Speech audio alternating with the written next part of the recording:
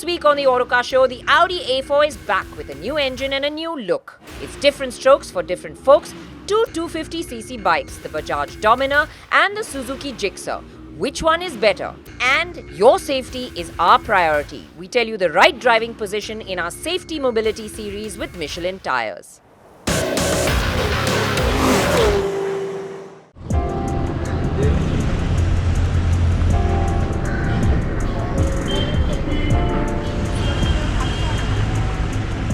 When a new car arrives, it's always a struggle to just get out of town and find some empty, open spaces to shoot. And it's often through frustrating traffic and dug-up roads. But the upside of that is we really get a feel of the car in all kinds of varied conditions before we get to speak to you.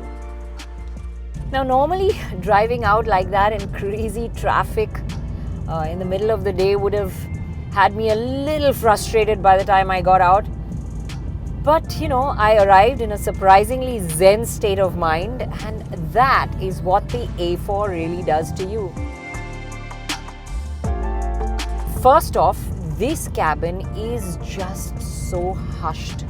It's very well insulated. It literally shuts the outside world on the outside. And, the other thing is that the way that the suspension works away so silently, it just makes the plush ride feel plusher. Yes, this has a really nice plush ride. Sort of isolates the passenger from what's going on beneath the wheels.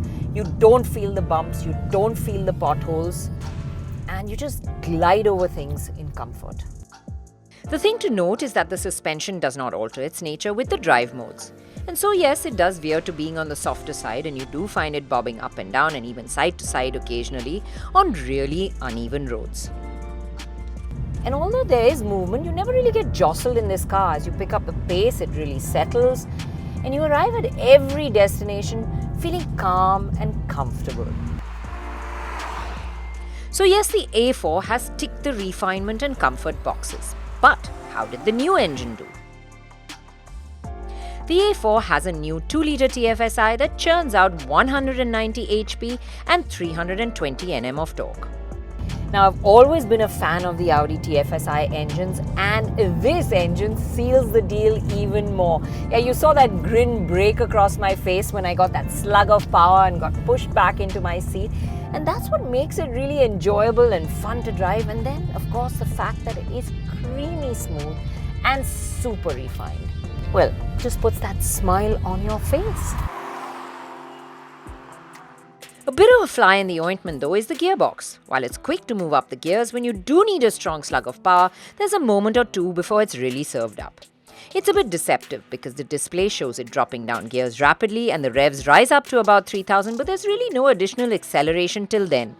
It's almost like the electronics are working in the background to tick off all the right numbers. And it's only after that 3000 mark that you get a strong surge of power. Well, all of that is happily circumvented by a small tug on the paddle that brings up the shifts like that. And of course, you can enjoy the power. The gearbox works pretty well with a light foot in the city. The hesitation is only really felt when you need that big burst to get into a traffic gap or for an overtake on the highway. Like I said, for those, it's better to use the paddles. There are different modes to drive through, efficiency, comfort, auto, dynamic, and you can have an individual setting as well. My favorite, of course, is dynamic. It does change the way the engine, the gearbox, and the steering behave. And in dynamic mode, the way this steering just holds a long corner or responds when a corner turns into you, it really makes it fun to drive. Yep, I'm having a ball. The A4 is a front-wheel drive, and while it is enjoyable, keen drivers need to know it's not quite as entertaining as a 3 Series or the Jag XE.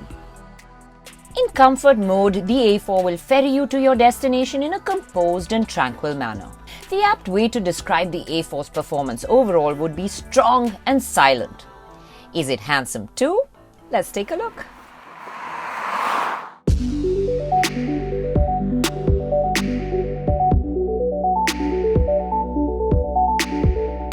For starters, it has the new Audi snazzy LEDs. They flank the all-new grille that's wider and classier looking.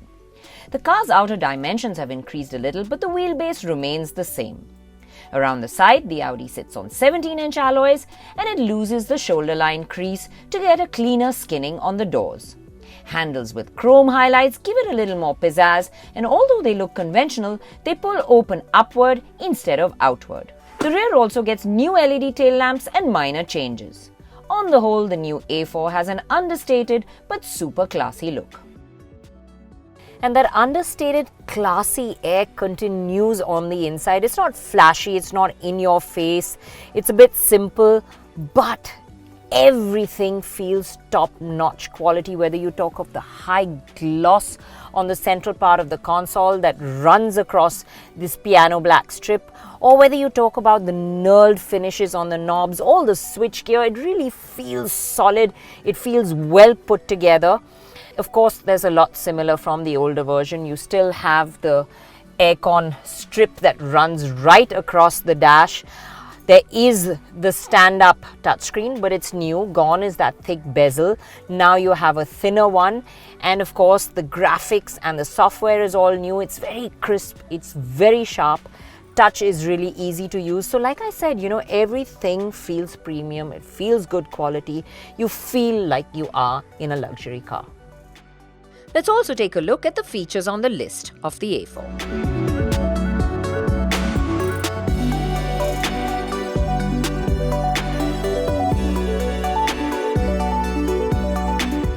Backseat of the A4 may not be as spacious as its rivals or maybe as comfortable because the seat back is a bit upright, but there is adequate space and it isn't uncomfortable on any count. Third passenger, well, they will have to split their legs across the central tunnel, but you can still get them in here. There is enough width here at the back. And the sunroof does add that little open airiness that you need. Of course, the rear seat gets features like the sun blinds, the climate control, a 12-volt charger, and the central armrest with cup holders. While the back seat is not the most spacious, there is a fairly large boot at 460 litres. There's lots to like about the new A4. For one, it's a good-looking car. It's comfortable. It's got great quality on the inside. It has all the features that you need. And then this new 2-litre engine, well, that's given it a fresh energy. It's now made it a whole lot more fun to drive as well. So yeah, if you're looking for that package that has luxury, refinement, comfort and performance, the A4 is one to look at.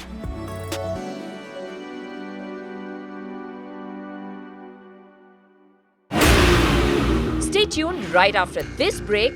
It's two 250cc bikes with a very different approach. The Bajaj Dominar and the Suzuki Gixxer. Which one is better?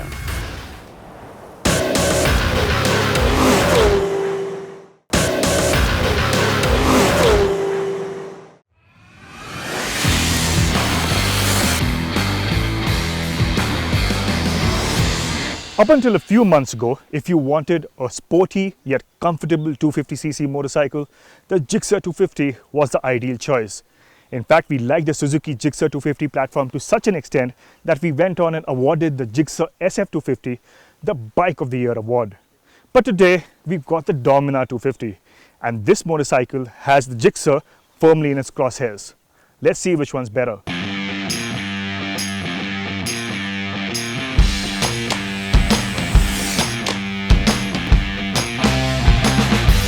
Neither of these bikes is particularly new in terms of design. The Gixxer 250 was launched only last year, but since it shares most of its design with the smaller 150cc model, it does seem like it's been around for a lot longer. The Dominar came out even more recently, but it's essentially a Dominar 400 with a smaller USD fork, narrower tires, and a box section swing arm. So, again, it doesn't exactly look fresh. Both motorcycles tread a completely different path when it comes to design. The Gixxer 250 is a quintessential, sporty, street-naked motorcycle, and it looks rather fetching in this lovely shade. But the Dominar, on the other hand, is your typical power cruiser. And as you can clearly see, this motorcycle has the better presence the greater road presence compared to the Gixxer. The Dominar undoubtedly commands a greater presence on the road, but there is one letdown in its design: the choice of tires. The rear is a narrow 130 section unit that ruins its sense of proportion. Bajaj should have ideally put the Dominar 400's fatter 150 section tire instead, especially since the rest of the parts like the body panels, bright LED headlamp, chunky 13-litre fuel tank and rear cowl are the same as on the Dominar 400. Unsurprisingly, it is and also feels like a bigger motorcycle when you're on it.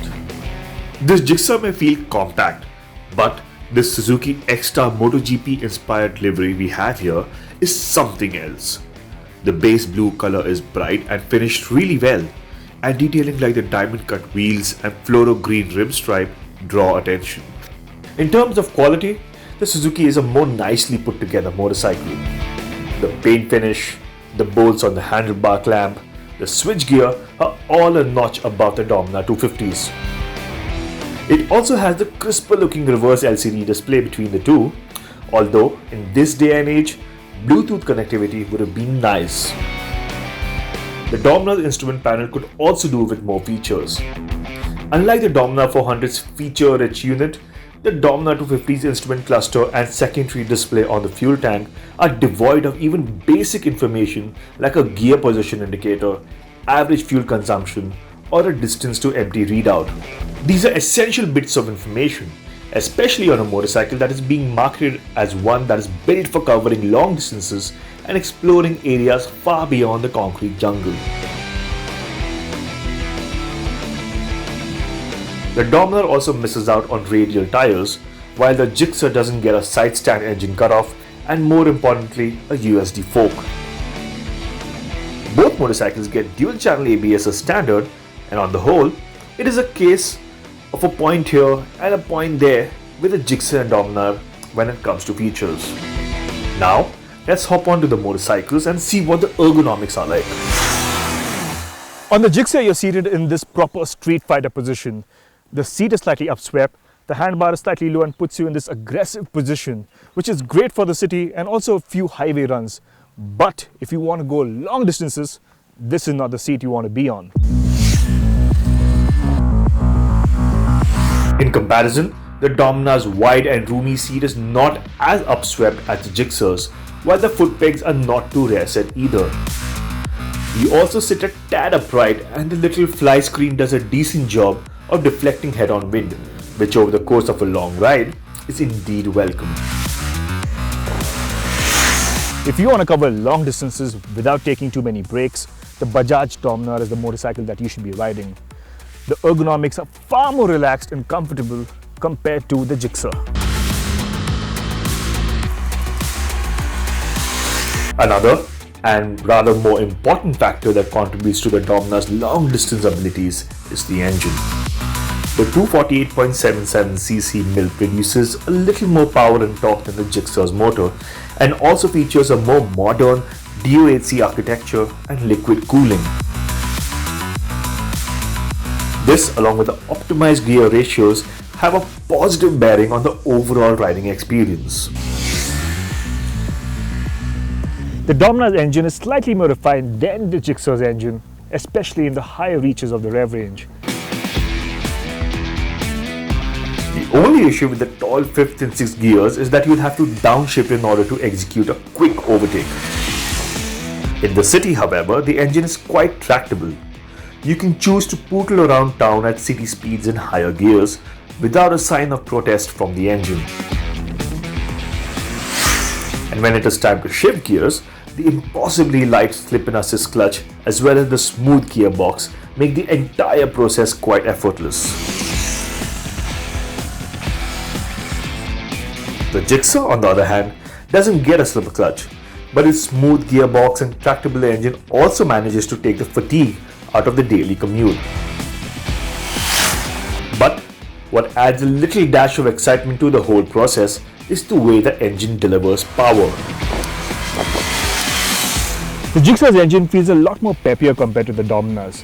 It is much more eager to rev, the power delivery is crisp, the mid-range is really punchy, and all of these factors together manage to put a much wider smile in your face when you're riding the Gixxer.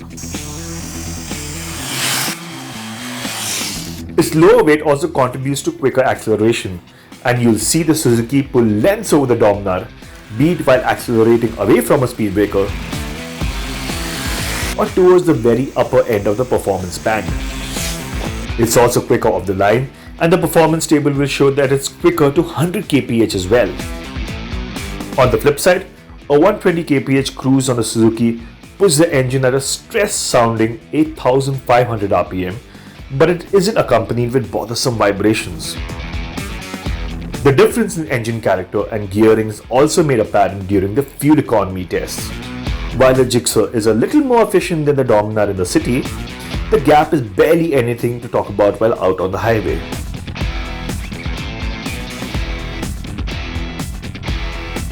On to the way these motorcycles handle the average Indian road, and the difference between them is clearly noticeable. Riding both motorcycles back to back over a series of undulations, you'll come to appreciate the Dominar's ride quality. Its relatively softer setup does a better job of isolating harsh roads. That's not to say that the Gixxer is lagging behind when it comes to ride quality, and it does a fairly good job of soaking up bad roads as well. But the rather stiff suspension, especially at the rear, makes it relatively uncomfortable over severely broken patches. The trade-off for bearing with a slightly stiffer ride is the handling, and if your idea of having fun on a motorcycle is generous serving of corners, the Gixxer won't disappoint. The Gixxer has a sharper steering geometry compared to the Dominar, and that is why it tips into the corner a lot more quicker. And once you're negotiating a series of bends, you notice that the Gixxer's feedback through the chassis is so lucid and so crisp that it makes the ride a lot more involving. The wide MRF radials are quite grippy too, and there is enough feedback from the front end for you to push hard on a winding road. In comparison, the Dominar's relaxed steering geometry, considerably long wheelbase, and 24 kg weight penalty result in a motorcycle that can't keep up with the Jigsaw on a twisty road, especially when the rider on the Suzuki dials up the pace.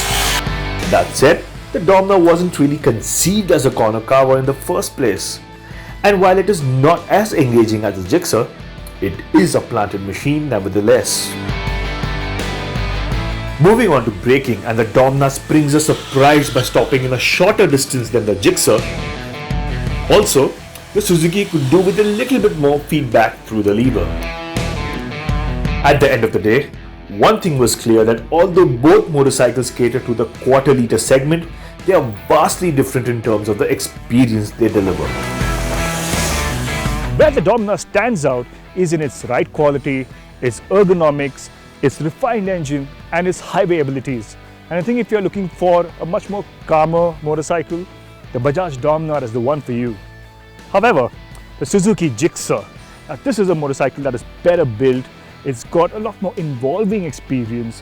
The engine is peppy, the ergonomics are comfortable, but obviously they can't really match that of the Dominars. That said, the Gixxer edges ahead of the Dominar in the way it makes you feel. It is a lot more connected riding experience, and I think if that is the motorcycle you're looking for, the Suzuki Gixxer it is.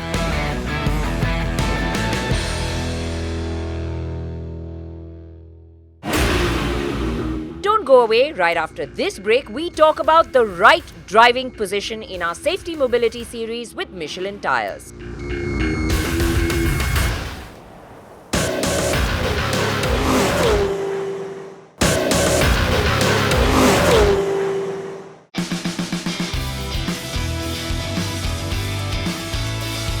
Your safety, our priority. Committed to safer mobility for a better way forward. Brought to you by Michelin Tyres.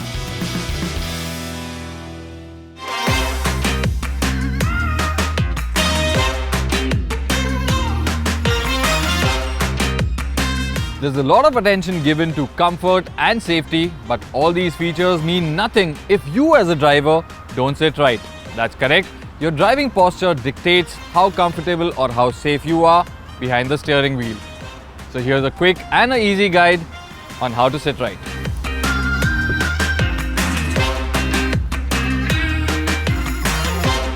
The first thing to check is the distance between the steering wheel and yourself. The ideal distance is where your arms and legs are both slightly bent while operating the controls. With the brake pedal depressed to the maximum, your legs should still be slightly bent because in case of an impact, your knee is naturally bent to absorb some of the shock rather than taking all the impact forces if it were absolutely straight. And it's the same with the hands. Keep them absolutely straight and it can transfer shock and cause serious injuries. A bent elbow is what you want, so it can flex naturally and take up the impact forces. The best way to judge this is to extend your hands straight over the steering wheel and make sure that your wrist sits on top of the wheel. In this way, you'll have just the right amount of elbow bend and the correct position to ensure maximum control while steering. Ensure that you don't sit too close to the steering wheel as it limits the range of your movement, and more crucially, it doesn't leave any room for the airbags to deploy.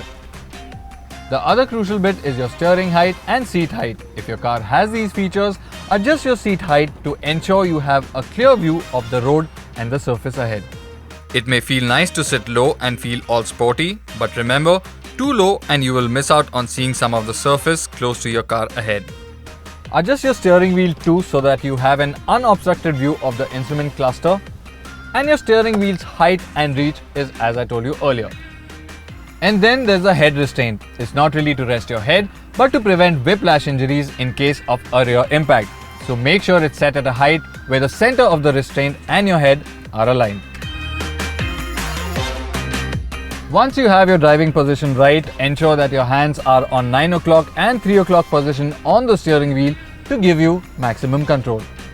And lastly, but most importantly, once you've got your seat adjusted, remember to adjust all your mirrors for a clear view. And of course, always remember to buckle up.